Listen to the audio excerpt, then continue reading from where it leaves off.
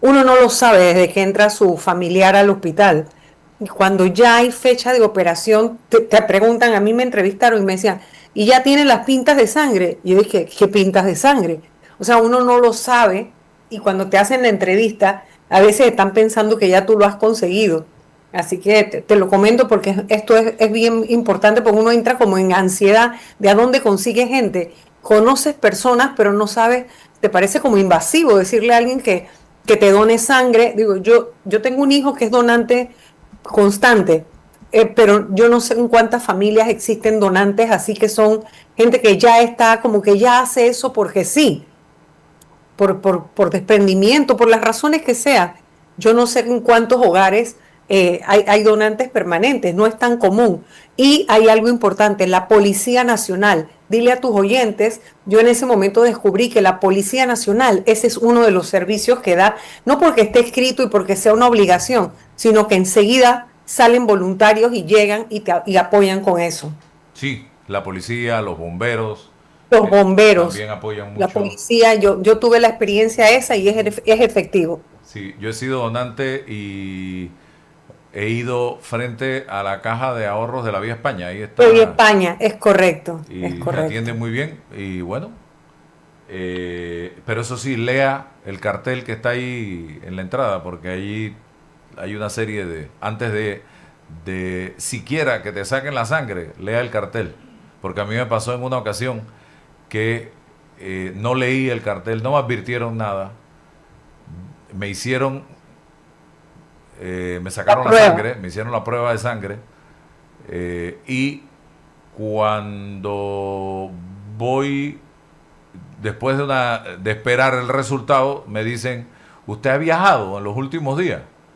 Digo, Ah, sí, yo acabo correcto, de también yo viajar. vi. Ajá. Ah, usted no puede donar.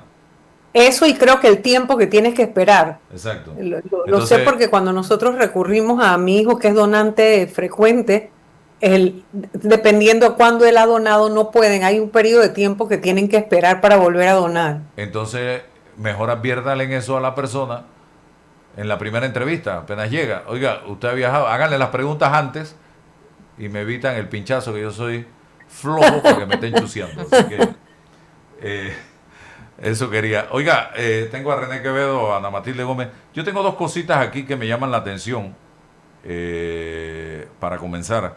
Una de ellas, que el presidente refrendó ayer una ley para acuñar casi $500,000 en monedas cuyo beneficio económico va a ser para la Asociación Pro Obras de Beneficencia.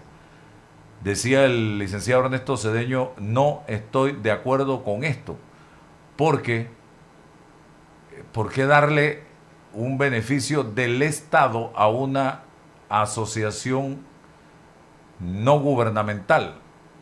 Porque ni el despacho de la primera dama ni la Asociación Pro Obras de Beneficencia están reconocidas como instituciones de gobierno. Y Es esta ley así. fue Mira que yo exclusivamente para coincido, eso.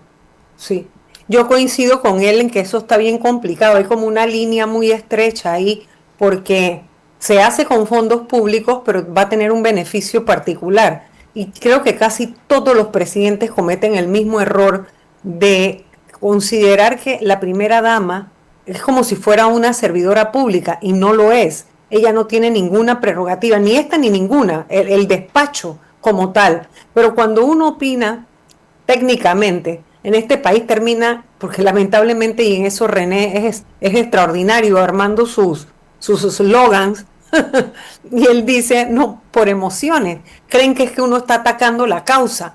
Uno no está atacando la causa, porque tratan de, ay, mira, ya se opone a que ayuden a la beneficencia. No, es la parte técnica. Los despachos de las primeras damas o las primeras damas no son servidoras públicas, no tienen prerrogativas funcionales, allí no se pueden estar destinando dineros públicos. Eso no está realmente regulado. Es muy complicado y yo también considero igual que Ernesto Cedeño que ahí hay una línea muy delgada que se está cruzando al mandar todos esos beneficios sacados de fondos públicos, porque la acuñación, todo ese proceso va a ser un costo para el Estado. pero los beneficios no van a ser en general para la población, sino, digo, van a estar canalizados a través de un ente o una entidad que no tiene las características públicas para recibirlo. Yo creo que eso no está bien. Y Uno puede estar equivocado, pero realmente yo quisiera ver como más legislación al respecto, más sustento, más fundamento legal a eso. sí, y lo otro que también quiero preguntarles a Ana Matilde, el tema de los independientes y lo que se está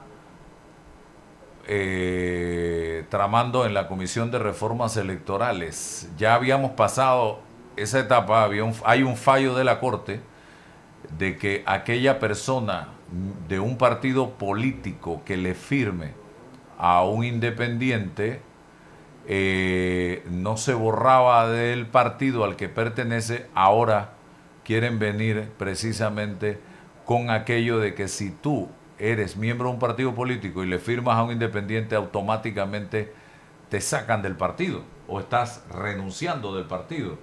Y quién sabe cuántas otras cosas más estarán tramando. Hay tres elementos que son realmente retrocesos cuando uno los ve todos juntos, ¿no? Uno es el hecho de que se reduzca el tiempo. Yo con ese no estaría en tan desacuerdo si no viniera el segundo, y es el aumento del porcentaje de firmas que hay que recolectar. Es decir, el tiempo no tiene ninguna, a veces puedes jugar en tu contra un año completo o más, porque tienes que estar pagando activistas o tienes que estar distrayéndote del trabajo, o depende, me explico, a qué se dedique la persona que aspira, o a cuántas personas conozca, o en qué circunscripción se tiene que mover, dependiendo del territorio, la expansión, lo grande del territorio, ¿no? Y lo distante que estén las personas, o cuán desconocido es el personaje, también tiene que tomarle más tiempo darse a conocer. Pero es que esa relacionada, o sea, tiempo con porcentaje, aumentando porcentaje, reduciendo tiempo, ahí sí es un golpe mortal. Y por el otro lado, el tema de que ahora nuevamente, por eso es que muchos hablamos de retroceso, si esto ya se había discutido en el pasado. Es como si nos dijeran, o tendrían que buscar para hacer un equilibrio, buscar la manera de que nadie que no está inscrito en partido pueda entonces votar por figuras de partido, pues, a ver si van a salir sin los votos nuestros. Porque el independiente, aunque uno no esté inscrito en un partido, a la hora de elegir vas a elegir de la oferta electoral que hay. Y cuando hay un buen candidato en un partido, tú eres libre de poder votar por él. Entonces, ¿cómo no puedes ser libre o hacer uso del derecho humano, del ejercicio político, de poder elegir y ser elegido, si para poder elegir un independiente tienes que pasar por un proceso anterior que se llama recolección de firmas y te están limitando el hecho de que solo te puedes acercar a determinado tipo o perfil de ciudadano? Eso es totalmente violatorio del derecho humano a elegir político, humano político, de elegir y ser elegido.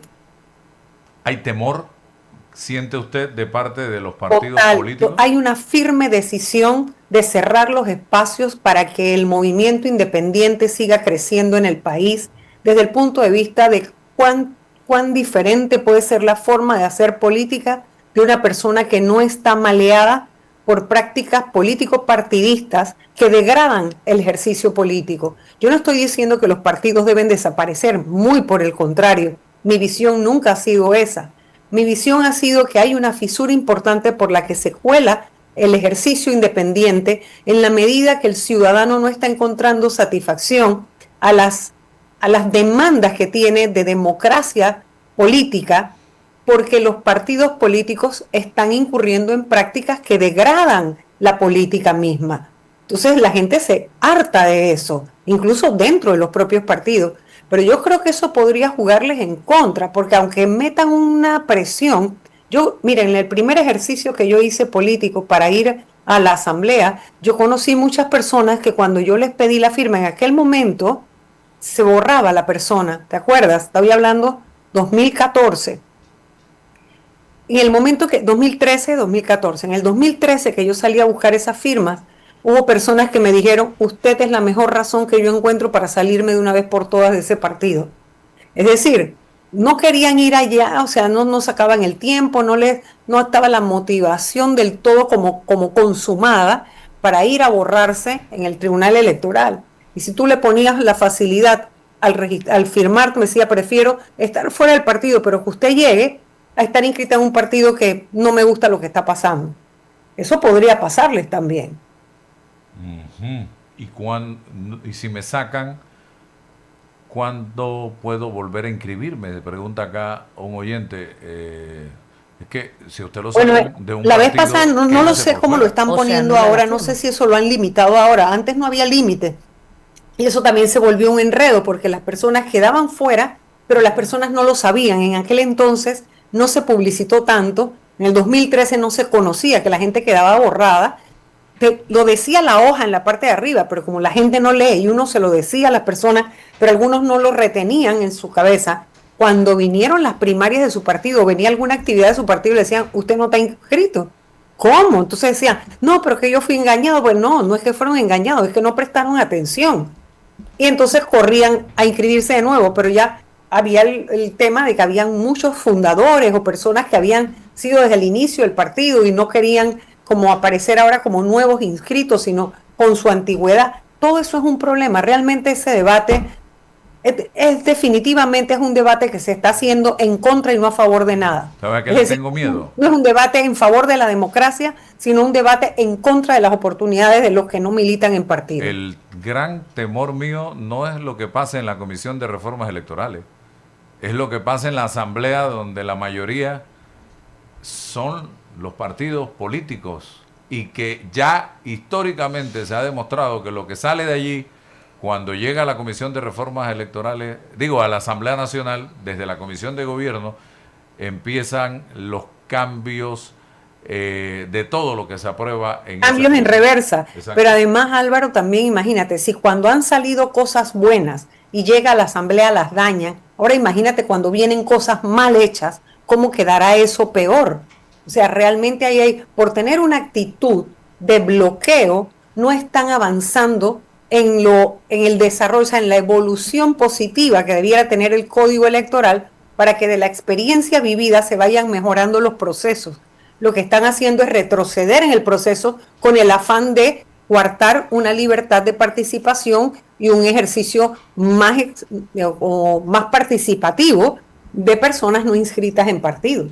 Así es. Oiga, don René, y hablábamos aquí hace un momento de que hay una queja de parte de diversos oyentes, seguidores en redes de la población del tema del incremento en la tasa de interés, precisamente.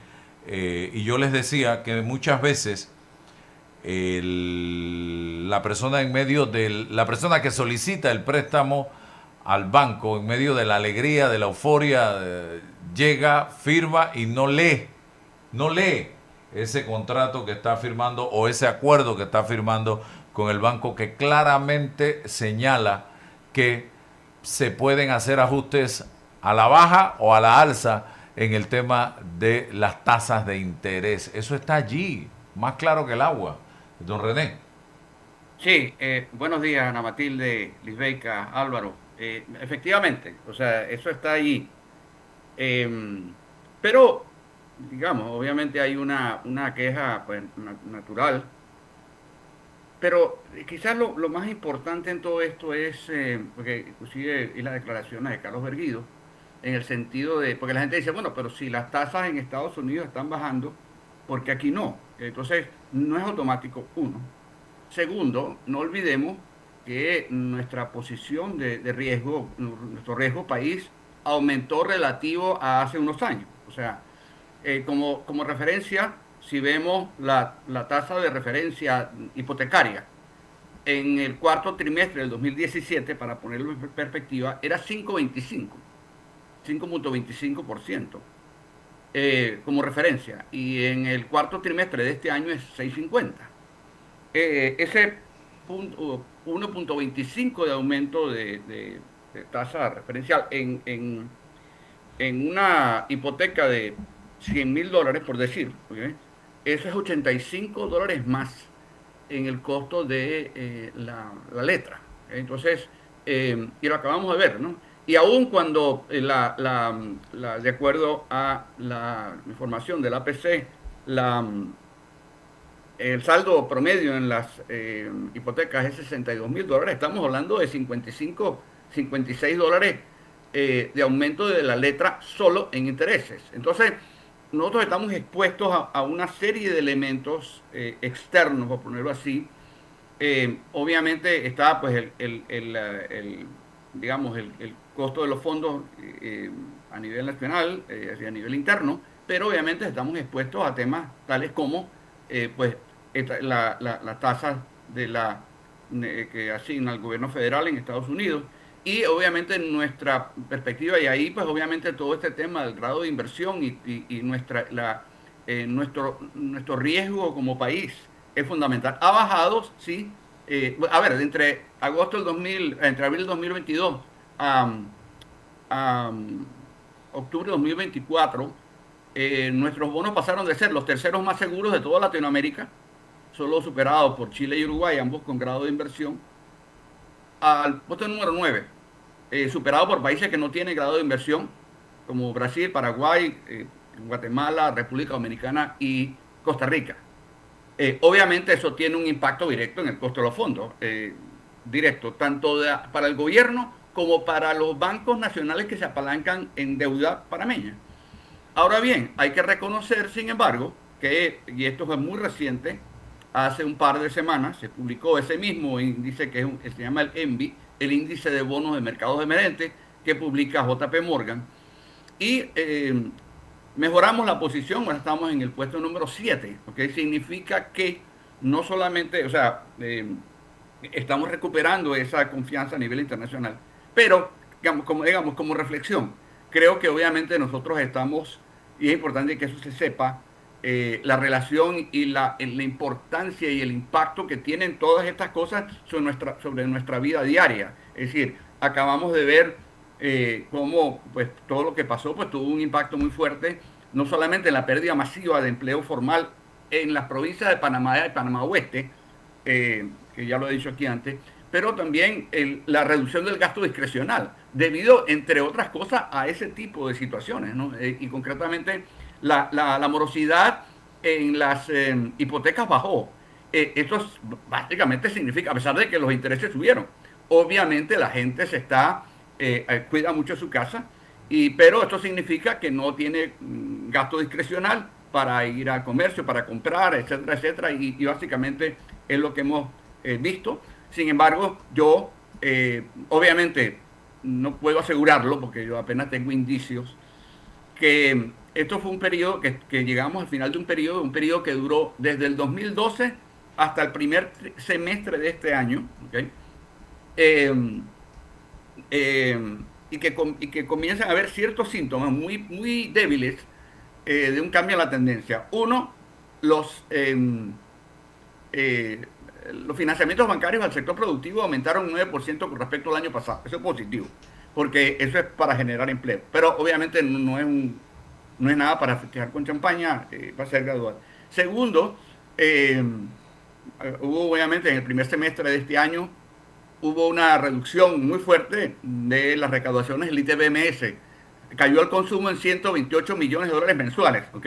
Pero claro, altamente relacionado con la pérdida de masa salarial en las provincias de Panamá y Panamá Oeste. Panamá y Panamá Oeste, entre agosto del 2023 y octubre del 2024, perdieron 60 millones mensuales de masa salarial, plata que no entró a la economía, y obviamente eso es prácticamente la mitad de la contracción del consumo a nivel nacional. Sin embargo, en octubre, no he visto las cifras, estoy repitiendo lo que dijo el presidente, las recaudaciones del ITBMS aumentaron en promedio 35%, el promedio mensual versus el primer semestre del año. Positivo, esto significa que hay más consumo. Así que pudiéramos estar viendo ahí a nivel interno un pequeño síntoma. Quiero insistir en el síntoma, no en la tendencia. Tenemos que esperar a ver si es tendencia o es coyuntura. Y otra vez, obviamente, el otro tema es que mejoró el riesgo país, importante. Obviamente, ya lo había advertido la misma gente que hace el informe, JP Morgan, debido a la aprobación de la ley 462, el presupuesto del 2026, que contempla una reducción del déficit, ¿okay? Y el inicio de las conversaciones entre el gobierno y la minera. Eso redujo el riesgo país y obviamente está impactando, ha mejorado mucho la posición de los bonos panameños en el último mes. Esos son signos positivos porque la inversión precede al empleo. Si no hay inversión, generamos informales. Pero volviendo al tema central del tema digamos, del aumento de las tasas de interés, nosotros somos parte de ese mundo. Aunque la gente no entienda cómo se come el tema del grado de inversión y todas estas cosas, nos afectan en la vida diaria, nos afectan nuestros hábitos de consumo.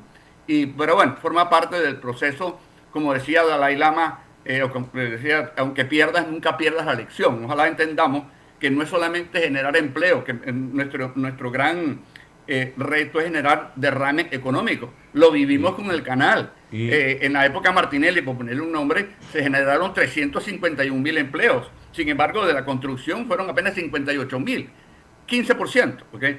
40% fue comercio y agricultura. ¿Okay? Empleo inducido, derrame económico. Y así que, pero bueno, vamos aprendiendo. Creo que yo, a pesar de todo, y que obviamente no es ningún secreto de Estado, que ya estamos en desempleo de 2 dígitos, el mayor, aparte de los años de pandemia y pospandemia, el mayor nivel de desempleo en 20 años,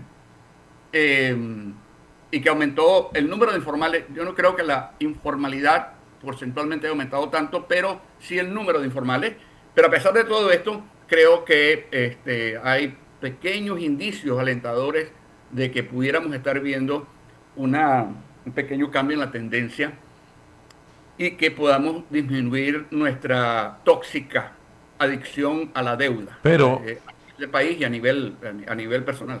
Pero seguimos, cuando hablamos de países más ricos de América Latina, apareciendo entre los 5 primeros, cuando eso es como, y siempre escucho este ejemplo, como que hay 5 personas en una mesa, hay un pollo, yo me como el pollo y los otros 4 no comieron pollo, pero el pollo se divide entre los 5 comieron pollo, pues.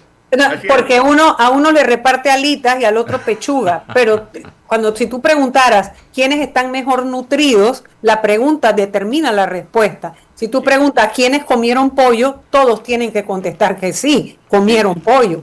El problema es que no todos se alimentaron igual, por eso la pregunta determina también. Pero mira, René y Álvaro, yo también lo que quiero decirle a los oyentes es que tú tienes la hipoteca en un banco, porque a mí me gustaría que la superintendencia de bancos regulara que hubiera realmente competencia. ¿Cómo es posible que los bancos todos puedan tener o tengan muy parecida la tasa de interés? Por el amor de Dios, si fuera es porque lo determina la tasa de interés de los Estados Unidos, cuando allá baja, aquí no baja. Entonces usted agarre sus papeles, pida que le den sus papeles y váyase a buscar en el banco que tenga mejor interés que ese. O sea, simplemente su libertad como consumidor, bueno, no le subieron y usted manda una carta. Usted puede mandar una carta y decirle: señores, yo he tenido buen comportamiento de pago, yo no me he atrasado nunca, revisen mi caso, por favor. Puede ser que no le hagan caso, pero puede ser que sí le hagan caso, porque toman una medida masiva, pero a veces observan casos particulares cuando la gente toca la puerta. Hay bancos que lo hacen. Y además de eso, si no le hacen caso, entonces pida que le den todo y que otro banco que tenga mejor interés le compre el saldo de su hipoteca y usted se va para ese otro banco, porque ellos viven del siguiente. O sea, estemos claros de qué es la banca. La banca es un negocio extraordinario, perfecto. Ha ayudado a surgir a la clase media y en general al desarrollo de la economía capitalista.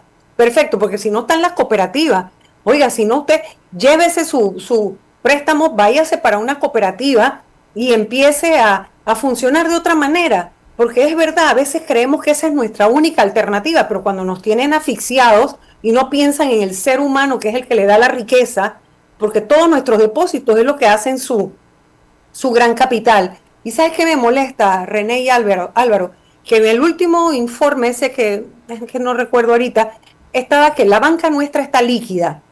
Es decir, hay bastante allí para prestar y que los préstamos estaban dados, ya sea un artículo que leí, estaban dados sobre esa liquidez local. No es que estaban pidiendo afuera para prestarnos. Entonces, yo creo que eso también lo deberían tomar en cuenta, ¿no? O sea, que la gente también empiece a usar el sistema en su favor, a comprender cómo uno se maneja en el sistema, para no estar, primero que nada, evitar las tarjetas de crédito y si las tiene, cancelar su consumo antes del corte para no estar pagando, no trabajando para el inglés, como dicen, ¿no? Bueno, y esto viene de la época de los imperialismos y de las colonias, etcétera. No estar trabajando para el inglés, sino tratar siempre de sanear eso. Y por el otro lado, hacer ese ejercicio como consumidor de verificar a dónde hay mejor, mejor oferta y para que haya competencia y que la superintendencia verifique que los bancos tengan competencia. Yo sé que hay un banco que sí te lo pone, tiene alguna cláusula, ellos no te cambian de repente, es la caja de ahorro. Ya hace muchísimos años que yo no tengo una hipoteca, pero me parece, porque allí fue mi primera hipoteca, y yo creo que todavía eso es así. Ya están Lo otro, aumentando. Ya aumentaron. Recientemente ya aumentaron también sí, los intereses. pero no te lo hacen, ellos lo aumentan, pero te lo dicen, o sea, con la caja de ahorro es antes de que tú firmes el contrato. Una vez que ya tú tienes el contrato con ellos, ya no te cambian de repente. Tu tasa te la mantienen. Creo que es así. Si no, bueno, se podría invitar a la caja de ahorro para que lo explique, lo aclare, pero creo que eso es una ventaja si todavía funciona así. Lo otro, René, Álvaro, es que mira tú qué contradicción. Mientras que hay una contracción del consumo, la actividad de la lotería fiscal reportó más de 1 millón de sobres. Y si tú tienes en cuenta que dentro de cada sobre hay un mínimo exigido para participar de 5 facturas, ¿cuánto consumo estamos hablando? O sea, que hay algo como que no cuadra mucho, o uno dice, bueno, ¿qué es lo que la gente ha corrido a comprar ahora para poder tener lotería fiscal? Habrá que ver si es que las facturas que están entrando son de 10 centavos, de 15 centavos, de $2 o de $3, porque no hay límite, ni para abajo ni para arriba. Pero no deja de llamar la atención que frente a un informe de contracción haya un aumento porque parece que la primera lotería no pasó de 300,000 sobres. Okay. Y esta ahora llegó al 1 millón. Pero tú lo tuviste aquí en una entrevista, Sí. Álvaro, y él estaba explicando algo de eso. Aquí tengo en esta oportunidad a Jorge